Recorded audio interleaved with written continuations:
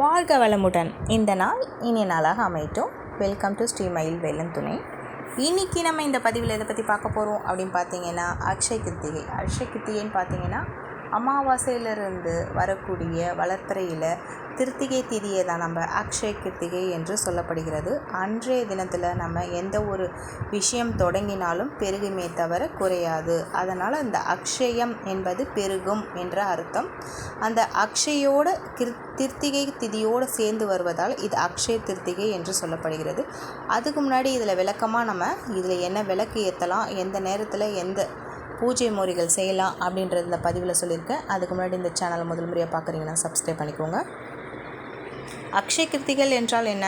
அக்ஷய கிருத்திகை முடிவில்லாது என்று பொருளாகும். அதாவது வளர்ந்து கொண்டே இருக்கும் என்பதற்கு அதற்கு பொருள் இருக்குது.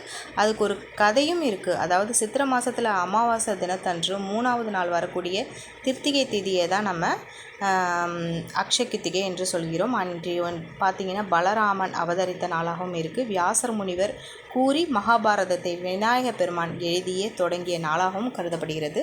அது இல்லாமல் பார்த்திங்கன்னா நீங்கள் அன்றைக்கி மெயினாக நம்ம என்ன செய்யணும் அப்படின்னு பார்த்திங்கன்னா, இந்த கல்லுப்பு, அதாவது பார்க்கடலில் அவதரித்த மகாலட்சுமி தாயாரான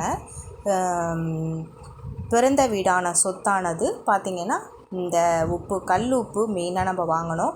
அது அன்றைக்கி என்னைக்கு வாங்கணும்னு பார்த்திங்கன்னா 6லேருந்து 7, அதாவது சுக்கிர ஓரையில் அன்றைக்கி நம்மளுக்கு வெள்ளிக்கிழமையில் வர்றதுனால இந்த மொச்சை வாங்கிக்கோங்க. அந்த மொச்சையில் நீங்கள் விளக்கேற்ற போகிறீங்க. எதை நினச்சி நீங்கள் ஏற்றினாலும் அது நல்லா பெருகுமே தவிர குறையாது அன்றைக்கி. அதாவது ஒரு தட்டில் நல்லா பித்தளை தட்டாக எடுத்துக்கோங்க, இல்லை வெள்ளி தட்டாக எடுத்துக்கோங்க. வெள்ளியாக இருந்தால் ரொம்ப சிறப்பு. ஏன்னா வெள்ளின்றது சுக்கிரனுக்குரியது. அதனால் அதில் தட்டு இருந்தால் பாருங்கள், இல்லைனா பித்தளை தட்டில் நல்லா மொச்சையை நல்லா பரப்பிட்டு அதில் இந்த விளக்கு, நெய் விளக்கு ஏற்றுனீங்கன்னா வடக்கு திசை பார்த்தா போல் நீங்கள் ஏற்றிட்டு இந்த மாதிரி நீங்கள் செய்யும்போது 6லேருந்து 7 கண்டிப்பாக செய்யணும். அன்றைக்கி காலை வேளையில் செஞ்சீங்கன்னா உங்களுக்கு இந்த வருஷம் ஃபுல்லாக உங்களுக்கு பணம் பற்றாக்குறை இருக்காது. உங்களுடைய நினைத்த காரியங்கள் எல்லாம் நிறைவேறும். அன்றைக்கி பார்த்தீங்கன்னா மஞ்சள் கொம்பு வாங்குங்க, அது இல்லாமல் உப்பு வாங்குங்கன்னு சொல்லியிருக்கேன். அதே மாதிரி இந்த மஞ்சள் வாங்குங்க. மஞ்சள் தூளாக இருந்தாலும் பரவாயில்ல, இந்த நீளமான கொம்பு மஞ்சளாக இருந்தாலும் ரொம்ப சிறப்பு. ஏன்னா இந்த மஞ்சளும் மகாலட்சுமி வாசம் செய்வதாக ஐதீகம் இருக்குது.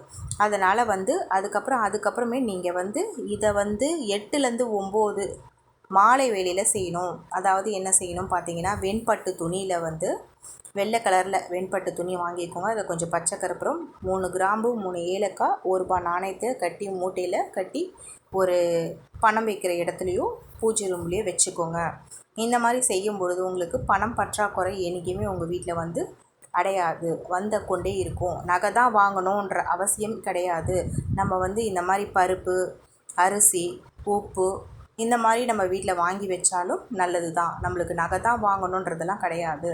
நம்மளுக்கு இந்த கல்லுப்பு வாங்கினாலே நம்ம நகைக்கு வாங்கக்கூடிய ஈக்குவல் இருக்குது. அந்த அரிசியில் சந்திரனுக்குரியதும் பூமிக்கு சொந்தக்காரரான தோரம்பருப்புலேயும் செவ்வாய் பகவான் இருப்பதால் இதெல்லாம் வாங்கி வச்சாலே நம்மளுக்கு பூமி யோகம் கிடைக்கும். அது இல்லாமல் மட்டும் நம்மளுக்கு பணம் பற்றாக்குறை எதுவுமே ஏற்படாது. அதுக்கப்புறம் பார்த்திங்கன்னா காலை வேளையில் நீங்கள் ஒரு தட்டில் இந்த மாதிரி மகாலட்சுமிக்கு உரிய இதெல்லாம் தங்கம் காசு இருந்தால் வச்சுக்கோங்க, இல்லை ₹1 நாணயம் வச்சுக்கோங்க, ஏலக்காய், தங்க காசு இருந்தால் பாருங்கள், எது இருக்கோ அதை நீங்கள் தட்டில் மஞ்சள், பருப்பு, இந்த மாதிரி நவதானியங்கள்லாம் வச்சுட்டு அன்றைக்கி எழுந்துக்கும் போது இதெல்லாம் நீங்கள் பார்த்துட்டு எழுந்துக்கினீங்கன்னா அன்றைக்கி உங்களுடைய இந்த வருடம் ஃபுல்லாக உங்களுக்கு பணம் பற்றாக்குறையே இருக்காது. உங்களுடைய எல்லாமே வளர்ந்து கொண்டு இருக்கும். ஏன்னா அக்ஷயம் என்பது வளர்ந்து கொண்டு இருக்கக்கூடிய ஒரு விஷயம். அதனால் இந்த பதிவு உங்களுக்கு பிடிச்சிருந்தால் லைக் பண்ணுங்கள், ஷேர் பண்ணுங்கள், சப்ஸ்கிரைப் பண்ணுங்கள். நன்றி.